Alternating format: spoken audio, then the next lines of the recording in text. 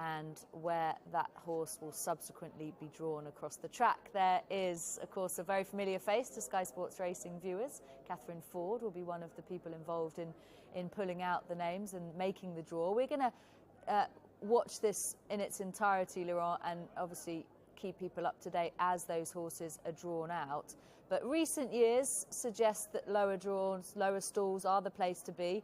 You've got notable exceptions. Few will forget Trèves' brilliant victory in 2013 and also Golden Horn when he had to come round the field. But the first name out at this early stage is Onesto, who's trained by Fabrice Chappé. He's had a very good season. Obviously finishing second to Luxembourg, most notably in the Irish Champion Stakes last time out, but he was a previous winner of the Grand Prix de Paris over course and distance, and he's drawn in stall 11, so it's high. Yes. It's probably a little higher than ideal, but we have had a couple of notable seconds coming out of those stalls. Highland Real in 2016 and Flintshire as well, who's a dual runner-up of this race devastatingly, and he was second from 15 back in 20. From 11 back in 15. So Bubble Gift is the next name out for Michael Desangles. He has knocked heads with all of the top horses and just come up short mostly on several occasions, including behind Alpinista in the Grand Prix de Saint-Cloud, which one got a real view of his form, but he ran in the trial as well in the Prix Foix, and Bubble Gifts in 13. Now this, Laurent, interestingly, is a blank stall. Since 2000 there have been no winners coming out of this. Maybe looking further back in the history there might be, but there are a couple of stalls that you know, you could refer to as kind of, you know, the dreaded curse, and 13 is certainly one of them. Now this is important for the Japanese because they've not been lucky traditionally. Few will forget Orfèvres' withering run in 2012 when finishing second behind Salemia, but all important for title holder. Yeah. Furthermore, for title holder is the front runner and his tactic. You know, we're going to see the draw now. It's of paramount importance because his tactic, he's got one in place for the arc to go in front, make the running from stall 10. That's something that can be, you know, it can be overcome. It could be worse. As you say, he is a really interesting contender because he has that aggressive front-running ability in his armoury. Now, one of the other Japanese horses could go on as well. Because plenty of them have got loads of stamina in their armoury. Stay Foolish in particular, you'd have thought's best trip comes over further. You've got Deep Bond as well, he was last in the race last year, but comes in with a kind of different profile this year. But interesting that the chief amongst the Japanese four quartet is title holder, and he's drawn in stall 10. So will he try and track across and make the running, or will they be content to take a lead? Well, unlucky for Broome, he is out in 14. Golden Horn won from there in 2015, and Dalakani back in 2003. So it's interesting when you get a kind of pocket like that that actually has some success in the past.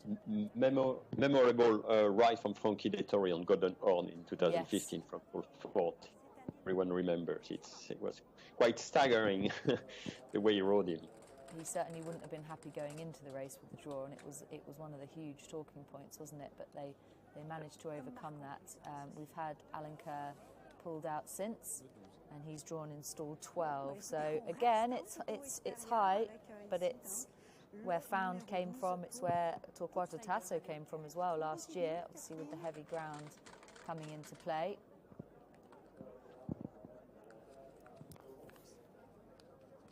Let's see who's next. Catherine doing the honours, and we've got Sealiway, again a horse who's been dropped significant by the handicapper on account of a below par season. Francis Graffard's been at pains to say there have been excuses for his runs. What have you made of Sealiway? Because he really hit the heights, didn't he, at the back end of last year, winning the Kipco Champion Stakes over the shorter trip. And of course he will step up to the 1.5 miles now.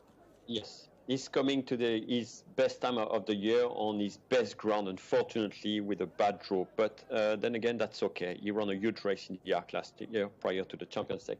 His last run, Gina, his last run is very interesting, much better than the placing shows. Yeah. Certainly horse not to rule out if the ground is really soft. Yeah, it's a good point. That plays to his hands. Okay, now we've got another of the Japanese contenders out of the bowl now, and that is Stay Foolish, a horse who, as we say, has loads of stamina in his armory. Stay Foolish. He's trained by Yoshito Yahagi, who's had huge global success in the last 12 months. He finished second in the Grand Prix de Deauville last time, so they've had him over there for his preparation, and he's drawn widest of all. They will not be happy with that. Stall 20 for Stay Foolish, and we don't have a huge amount of stats concerning Stall 20 because there's not always a full lineup here, but he's just a horse who, you know, he won the Dubai Gold Cup over 2 miles, Laurent. You'd have thought they will want a real strong pace and a test to bring out the best in that horse, particularly from right out there wide, but he's going to have to be a hostage to fortune, really, with his draw. Yeah, we're gonna have to count on a little bit of magic from Christophe Lemaire, but still, you know, he's a horse. He's not the best of the Japanese, drawn in a terrible stall, I think. Tricky task ahead, very tricky. Now, Deuce has attracted quite a bit of interest recently. He's the 3-year-old, the Japanese Derby winner. He was beaten in the Niel, but, you know, that is a trial for the race. And Yutakutaki will ride in his 10th arc, and he has pulled out Stall 3. So really interesting story, really interesting horse coming into this. Some suspicion amongst Japanese commentators that he might just have a little bit to step up on and find, but he's certainly well placed, isn't he, in Stall 3? That's where Trevor's come from in the past, Voldgeist as well, and Marienbad, not to mention Tanar was second last year, so that is a plum draw for Deuce. Al Hakeem is next out. Al Hakeem for the Jean-Claude Rouget stable. He's also, of course, plumped to have Vadeni, and he's also drawn well in 4. That is where Sotsas won from in 2020, Railink as well back in 2016. Of course, the year the Japanese Big Hope Deep Impact was thwarted.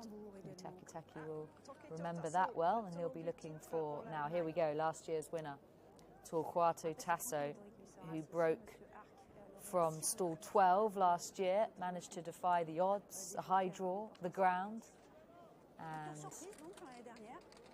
come out on top at a huge price of almost 80 to 1. Let's find out if he's been lucky this year with regards to his stall. And he's not. He's drawn in 18. How's the confidence waning now, Laurent, for Torquator Tasso? The connection must be delighted. They've got Frankie on board to try to limit the impact of such a bad draw number. So that's it. You know, you need luck in this race. You need things to go right. You also need a good jockey top jockey with plenty of experience over the course and distance. That's what is in his favor. So not an ideal draw, but a good team around the horse. So I would not can't write him off. Just can't write him off, Torquator Tasso. Do you think the draw is slightly negated on account of really heavy conditions? Does it make a difference? It probably doesn't have the impact it would have on a good ground. The impact is not as bad, but it's but still you don't want to find yourself too much trapped on the outside in the mud. It's still difficult, but it probably makes it easier if the ground. It makes it easier to overcome if the ground is very testing. I think you've got more chance to find your way. Not good news for Mishriff either there. 17, no. They won't be pleased with that. Here we've got Luxembourg, though, the favourite for the horse, the Irish Champion Stakes winner, a horse who's been reported in recent days by Aidan O'Brien to be in brilliant form as well. And the more I look at this horse's profile and the more I look back at this performance in particular, Laurent, he's just such a big horse. He's fresh. Yep. He's only had the 2 runs this year. You'd think it would set him up perfectly to take a huge step forward for a fruitful autumn campaign. And he looks to tick a lot of boxes now. Does he tick the box of being birthed well for the race? Yes, he does. He's in stall 8, where Workforce came from and Orfèvre ran a brilliant race from in 2013 as well. They will be delighted with that, you'd imagine. Yep. Can't get any better than that. Really, it's the perfect stall for a first-rate chance in the race. It sounds perfect.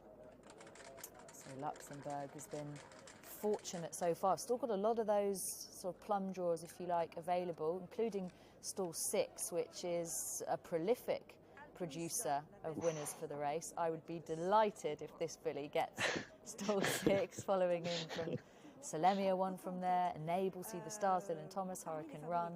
So a really lucky stall 6. Come on for Alpinista. There's so many positives about the story surrounding this horse, a homebred from 60 years of developing this family for Kirsten Rousing and Sir Mark Prescott. Wouldn't it be brilliant to see him? And he's got 6.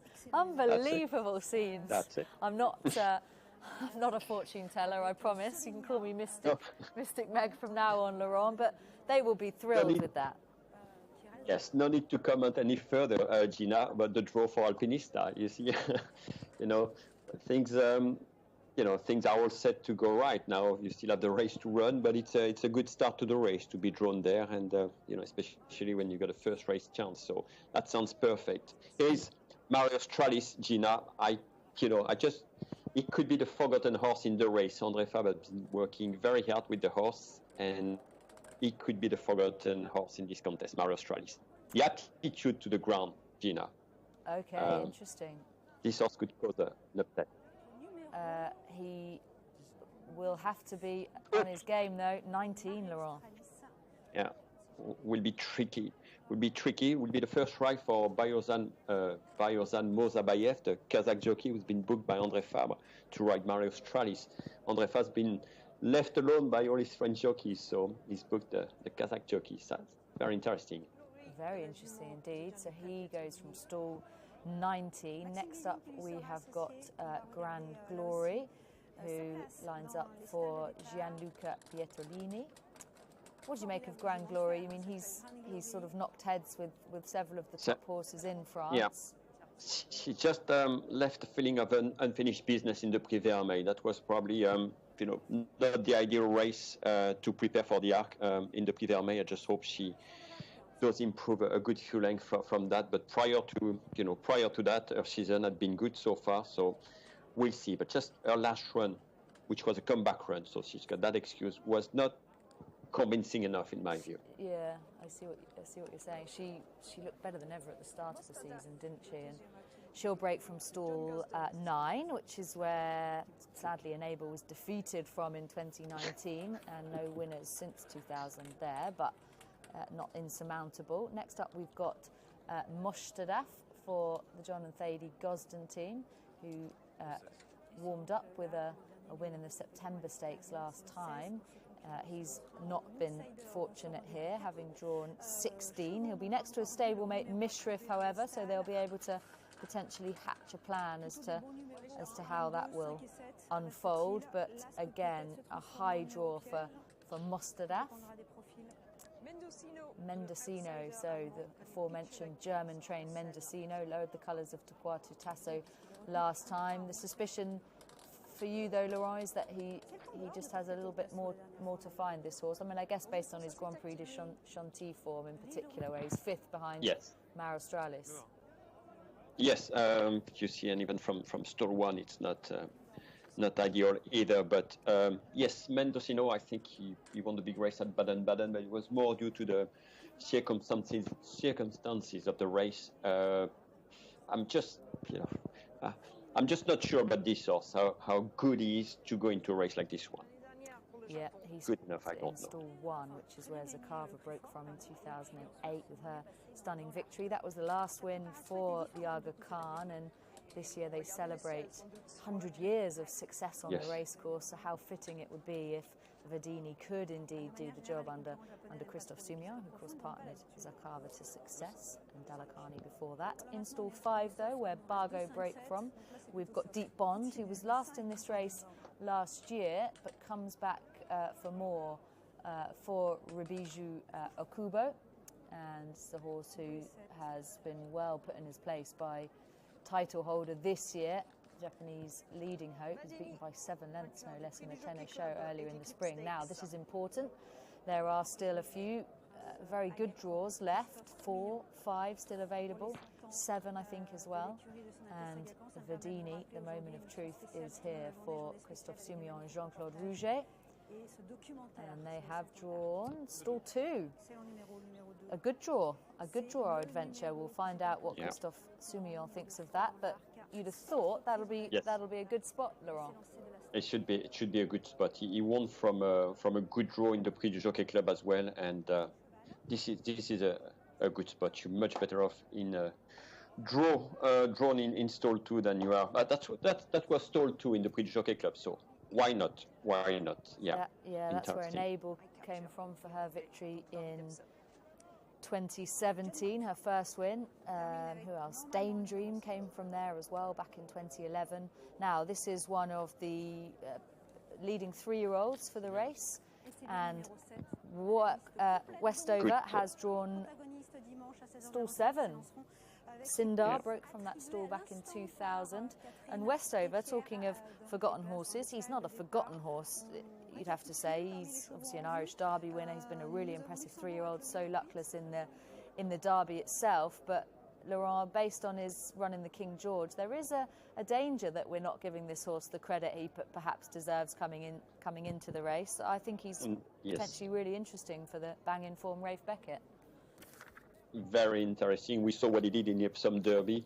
It was quite a remarkable performance. But then the way he destroyed the field in the Irish Derby, he has to have a serious engine, this horse. I did not like the way he went down to the start in the King George. The horse did not look, happy with himself, and he was all sweaty and so on. So, a race to forget, I guess. But he's been kept fresh. A workhorse job. We'll see if he can do it. But certainly, well drawn as well. And maybe a bit too poor on the ground.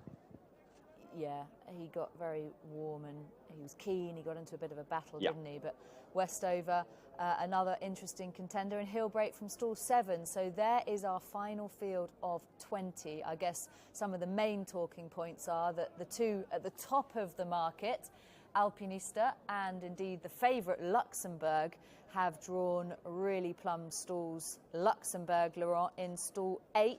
Workforce broke from there most recently in 2010. And they will no doubt be thrilled, connections of Luxembourg, with this, as will those that may have already backed him for Sunday's race. And those that haven't will certainly have a tick in that box. Yes, no, there's a few big names, and Luxembourg is one of them in the race, like Alpinista. They've been lucky enough to have a good draw. But yes, Luxembourg, he will jump off favourite, I guess, and that's fair.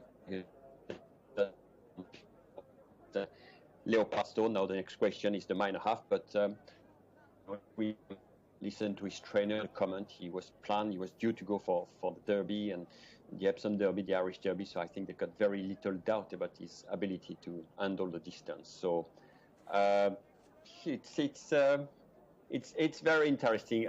As usual, we'll have to work now on that and look into it in details. But it's nice also to see Alpinista with the draw 6, which is ideal. There's no other word.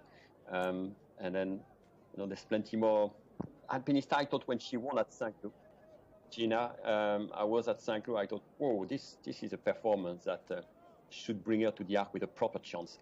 This was a very good performance, beating Baratti and Bobble Gift, but the way she did it, the way she, found that extra gear at the end and went clear from the race, she won very nicely at Saint-Cloud, and, she was yet not at the top of her game at this stage. You could see it in the coat, you could see it, she was also coming back from a long layoff, so it will be interesting. She's a beautiful race mare.